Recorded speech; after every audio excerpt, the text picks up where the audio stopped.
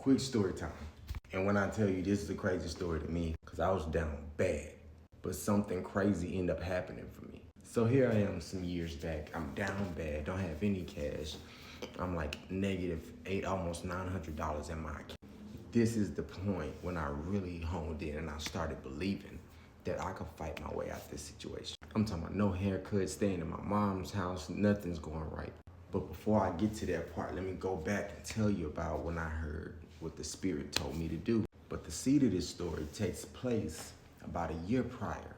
I'm driving to the gym and I see this estate sale sign. Something tells me stop by the estate sale. And from that day to this day, I haven't done this again.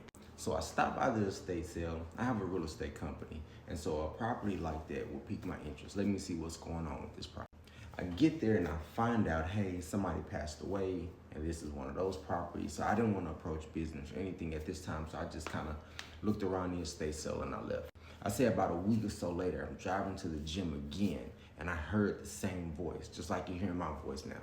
Tells me to go put a letter in the mailbox. I literally thought about it and I stopped and I turned around, went back home and got a piece of paper, right? A piece of yellow paper, and I wrote out a letter and I went and I put it in the mailbox. And I thought it was a weird instruction, but I was like, hey, whatever. I literally heard it, let me just do it. Chuck it up, set it and forget it. I say 9, 10 months to a year down the line later, I'm in this terrible situation I mentioned earlier, but I'm listening to this information that's telling me to believe at all costs. You gotta have your belief intact. Your words have to be intact, right? Guys, if your words are not intact in the hard situations, you will never get out. So I hit up a couple of my buddies and I'm gung-ho over my affirmations. I'm saying them hundreds of times a day. I'm taking one sentence, my affirmation, I'm so happy and grateful, whatever, that I make $30,000. And I kept saying it. I got so fired up, I would call my friends, hey, bro, y'all say your affirmations today? We gotta lock in, we gotta da-da-da-da. But every day, I'm saying them hundreds. You might have been talking to me, and I'm listening, and I'm responding effectively. But in my head, I'm so happy and grateful now that I've earned $30,000 by October 1st, right? No, the date was September 31st. So I'm saying all of this stuff, but I'm coming back to reality, and you still -800 with no haircut, living at your mama's house, and everything is going wrong. I took a job working at one of my buddies' gyms. He owned a gym at the time, Muscleheads Gym in Houston, right there in 3rd Ward, aka the Trade.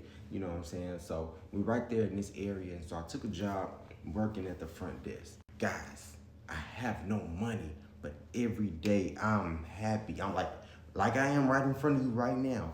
I am elated about life with nothing, but I won't give up on my words that I spoke. I'm gonna make $30,000 by the end of September.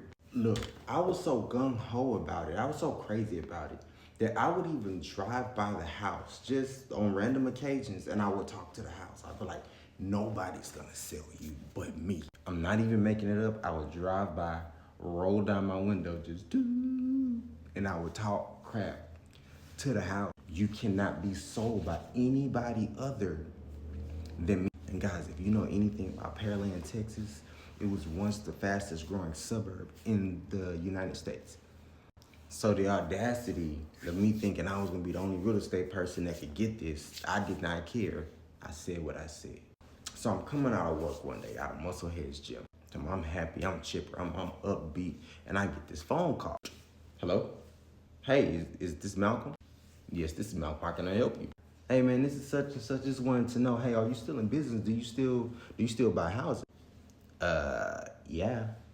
And I'm like, I see the area code where you're calling me from. I'm calling you from California. Now, I hadn't marketed to anybody in California at all. So I'm asking him, how did you get my number? He says, hey, like a year ago, you drove by and you put some mail in my sister's mailbox. Unfortunately, she passed away, but the neighbor kept your letter this whole time. And whenever we needed to go through this process, she sent me a picture of your letter, and that's what gave me your information to call a year ago. or from a year ago. It was the letter I dropped in the mailbox that the Spirit told me, hey, go drop a letter. From the house I told nobody can sell you. Now at this point, it's like the beginning of September. And so for like the last 30, 40 days, I've been going on this affirmation rant of saying I'm gonna make this money by the end of September. And if you know anything about real estate, it's unpredictable.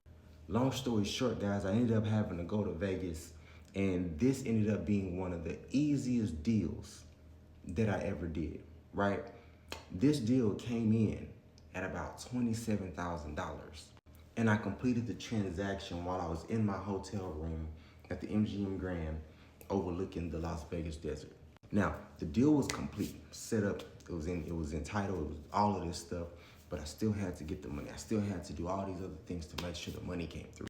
And guys, long story short, I ended up finding all the partners I need to make this deal happen. Literally, like provision from God at the nick of time. And I ended up cashing that check on October 1st, which was literally a day after I said that I want $30,000 in my account. Also, there was another deal that came through, and it was roughly like $2,600 or something like that, which really got me right there, like just a few $100s shy of that $30,000 mark that I told myself I was gonna get no matter what. The problem is we too lackadaisical with our words. We're lazy with our words, and we think that I can just say whatever I want and it won't have any consequences, when it will have the most consequences. And when people start talking about the power of words, everybody wants to get all, oh my God, they want to start getting exhausted. Oh, here goes this motivational mumbo jumbo again. But guys, it is detrimental to everything that you believe in for. To the people who just, oh yeah, power words, yeah, whatever. You gonna obey the law anyway. You gonna obey the law. You just gonna pick and choose when you feel like it's cool to use it. Watch this. The process is you gotta believe and have a desire, right? Then you gotta speak it. Then you gotta get the picture of it right in front of you so you know exactly what you want. Then you gotta proclaim your order and wait. That's the process, right? Here it is on the lower level. You hungry. Before you can even say the words, I'm hungry, it has to overwhelm in your gut, in your spirit first. You're like, damn, I'm hungry.